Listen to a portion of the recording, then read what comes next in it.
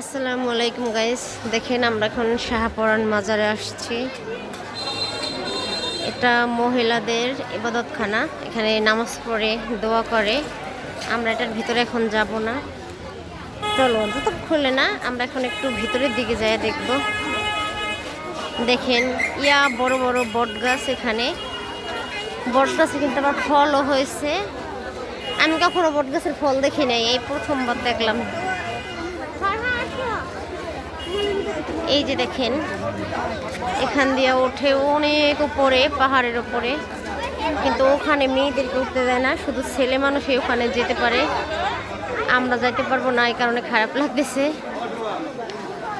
উপরে অনেক সুন্দর, কিন্তু অনেক জায়গাও আছে, কিন্তু আমরা যেতে পারবো না, শুধু পুরুষদের জন্য। আমরা একটু এদিকটা যাবো, দেখবো কি আছে। তাড়াতাড়ি আসো।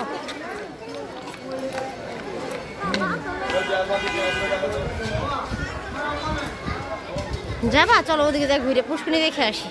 তাড়াতাড়ি আসো।